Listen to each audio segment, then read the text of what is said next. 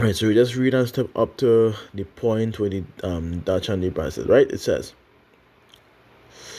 so one nation will come bringing many things to this island, and after we we have all been provided for, these children of Israel will go forth from where they now are and reign over the whole earth as they once did. With this final flourish, Montezino's had turned his tale of the lost tribes into a bit of propaganda for the Dutch conquest of Brazil at the same time. See? So, let me stop for right there. Because there's more information. But let's go into the main points which we are going to grab from what ChatGPT would have changed because we provided this information 1, 2, and 3. So what did they change? Let's go into it.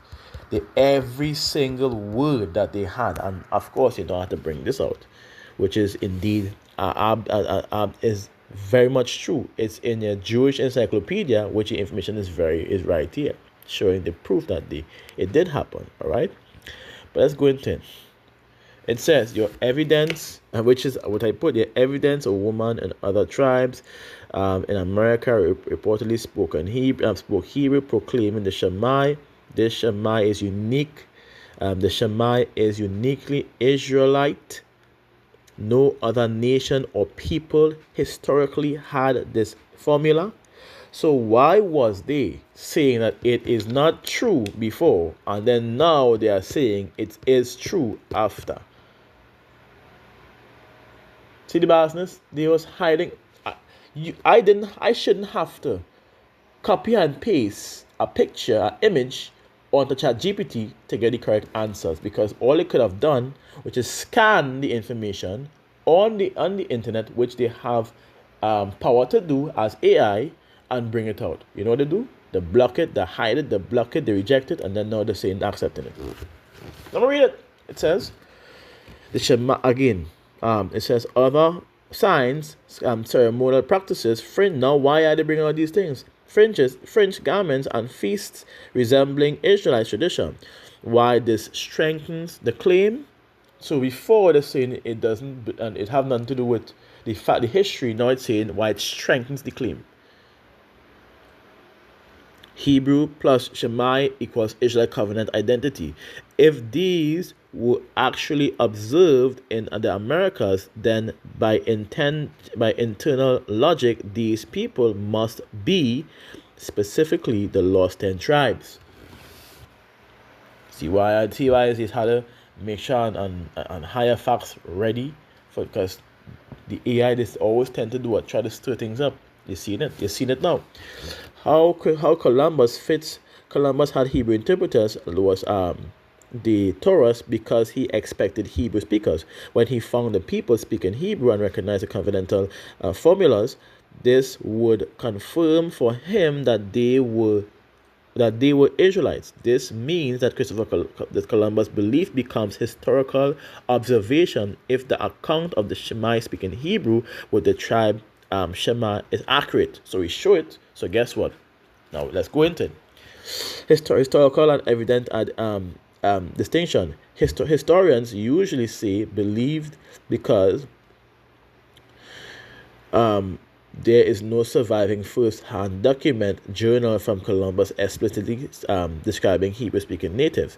As it says again, this is I keep reading. It says from Christopher Columbus' explicit description describing his Hebrew-speaking natives, which is again very much clear. But the custom that they practiced, which we could read again, was of Israel, and the other individual who received the Shemai confirmed that it was Hebrew that they were speaking.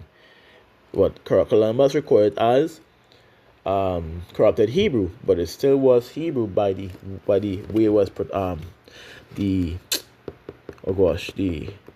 writing, the Paleo Hebrew script. Let's say right, Paleo Hebrew script. Right. So Christopher Columbus did not believe. Oh, let me read it. But from your perspective, if the evidence tribe speaking Hebrew plus Shemai is accepted as true, then which again we showed was right. So Columbus, that is the point. We showed it was. So Columbus did not believe he encountered evidence consistent with the lost 10 tribes, but as shown in the book, individual also did, right? So that's why I'm making sure I bring this out. You could say, according to the accounts, that the report of Hebrew speaking tribes in America who proclaim the Shemai is a unique Israelite declaration. Columbus found people that could be identified as members of the lost 10 tribes, which they did. This land corresponds with Aserat. That's the point. The point of Columbus' story is identifying how he reached to them and understanding that the custom that they had was of the 10 tribes, which we'll read again. So you're seeing where it ties back everything together which I was talking about. And let me get it before you continue. Watch this. This is what it is right here. Let's read it. All right. It says, let go from the top. Of more interest than mode of migration is the question whether any analogs in language, in traditions, in religious conceptions, or in religious ceremonies justify the acceptance of this. So that my nose. Let me get this thing. I got a napkin. I want to pause to blow my nose, right? So, give me 1 minute. Right. In religion, read it. Or in religious ceremonies justified the acceptance of the ethnological theory. Right now.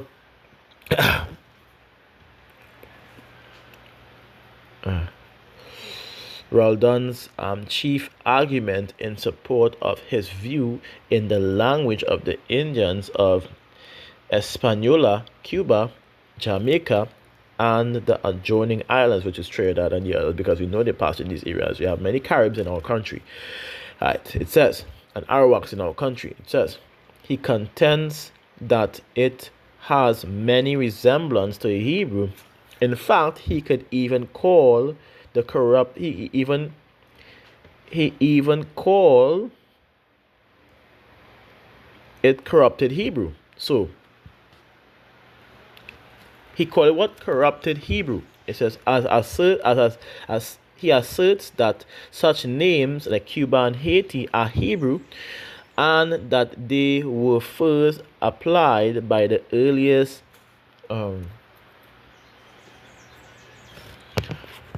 I don't know how to pronounce that, right?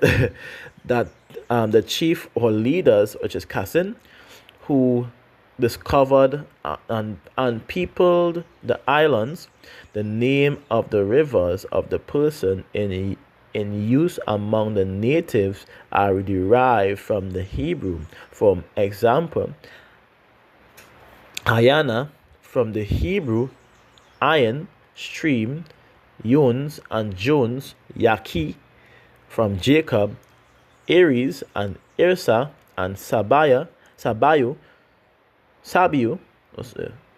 from Siba, Messi from Moisi,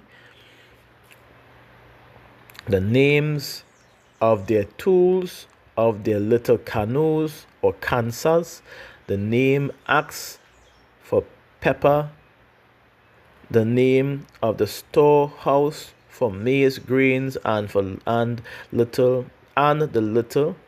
like salak, all point to Hebrew language.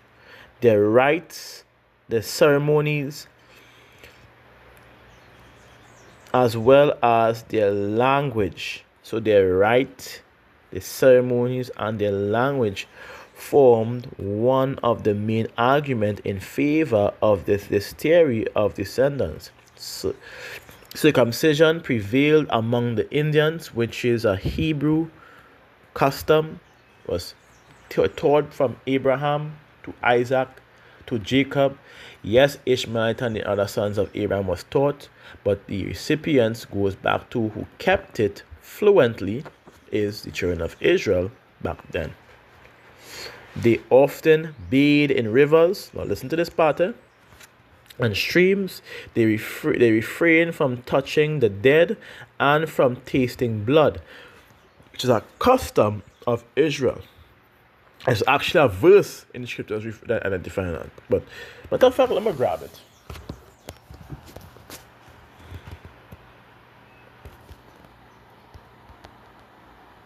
Let me find it. I'll find it. There's one right here. It says, I will even set my face against the soul that eateth blood, for life is of the flesh, for the life of the flesh is in the blood. That's number one. Next precept to that, it says, no soul of you shall eat blood, neither shall any stranger that sojourn among you eat blood. For Deuteronomy 12 and verse 23, only be sure that thou eat not the blood, for the blood is the life. Right? Very much clear. Then we have next precept, next tree also showing. It says Numbers chapter 19 and verses 11. He that toucheth the dead body of a man shall be unclean 7 days. See? Number 6 and verses 6 to 7. Nazarite vow. Also deal with the separation of the dead body. That's supposed to touch. Right? Verse Leviticus 21 and verses 1. There shall none be defiled for the dead among his people. So you cannot touch. That's supposed to, it's a part of our custom or our laws that to not touch our dead body, yes, lest he be unclean, and to not ever eat blood. What did the scriptures, what did the information brought out according to what they was practicing? And they refrained from touching the dead and from tasting blood. Another perfect example identifying who these people are. Hebrew people, keeping ceremonies and customs of Israel and practicing the law. Make it make sense now, man. How much more do we have to bring out for you to believe? At this point, if you choose not to believe in very much clear facts, something is wrong. Let's continue. It says they had definite fast days. Marriage with sisters-in-law was permitted if they were childless or widows. See, wives were discarded for new helpmates. See, they also sacrificed first fruits. See, on high mountains and under shady trees. Make it very clear. They had temples and carried a holy ark before them in time of war. Who do these things back then? Had you seen any heathen doing something like this? Where's the answer? No. But you know what? You will make the bold statement that this isn't the people still, after it was identified that it was, and it was showcased in another book that their customs and ways also identify them aside from what they have said, which is Shammai. Make it make sense. How much at this point? Who lying? I just bring out the information. I didn't write this. I bring out the information. I didn't write this. Let's continue. It says, they also sacrificed again first fruits on high mountains and under shady trees.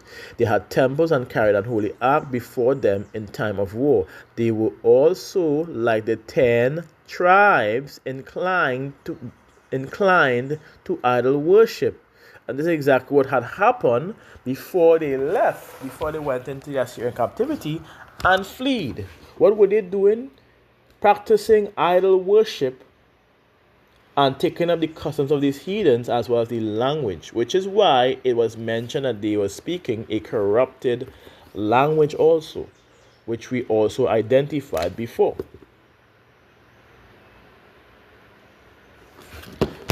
So going back now, into the statements being made. Right, so let's go into the next one. It says, absolutely, let's make a full integrated chart now, including the Hebrew Shemite evidence along with the other signs of Columbus and prophetic context. This will give a clear visual and logical framework for the lost 10 tribes in America. So, the evidence of them, which is here. Let's go for the top. No, I'll pass it. All right.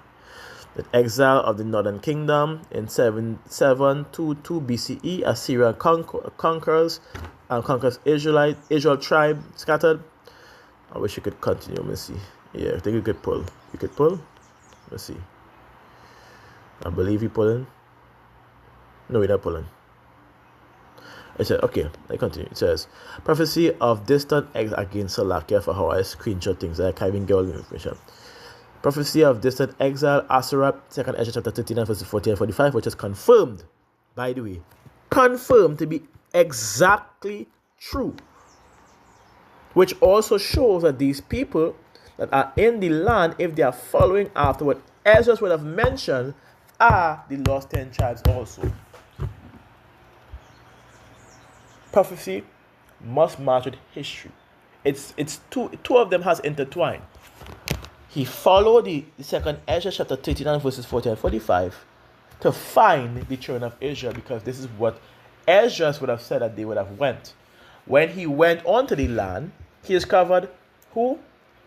Indigenous people that operated exactly like the Hebrew Israelites, the northern kingdom. Just with a corrupted language, and that is it. And you gonna tell me that is not the people? And when I look all through the land, it's full of these people, which proves that the 10 tribes were here, but claim and they speak the language. Not to mention, there's a stone in New Mexico which was written of the 10 commandments and the name Yahweh on it, which we also showed before. So you mean to tell me the voice that he followed, which is of his exact words, which was in Ezra chapter 13, 2nd Ezra chapter 13, and verse 40 and 45, which shows where the northern kingdom would have been. He followed that, reached the exact same land. Here was saying that reached the exact same land, discovered indigenous people who had Hebrew traits, and they're not Hebrew. I don't know. Who are you trying to fool? But I know what is the truth at this point in time. If I and my family, went into I would say, tell somebody, hey, we going so and so, and we going so and so, and we give a map location, and this person die, and the enemy get the map as to where we would have gone on, and they pinpoint it, and they follow it. They follow it, and the same behavior that I and my family would usually do, these people here doing. And they follow it after a while, of course, like about years after, which means my family would have grown, right? And may found like Safiama's sons that was doing it, or grandsons that was, whatever the case is, and they're operating the same manner as I was,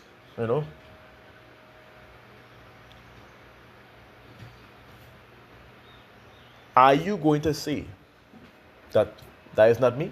If I'm the only person that went here, nobody else, because nobody else knew about this location. I'm the only person that went here, and you guys say that is not me? I'm the first person to reach here and inhabit this land, and you guys say that is not me? You have to be bold-facedly biased, a liar, or just hate the truth.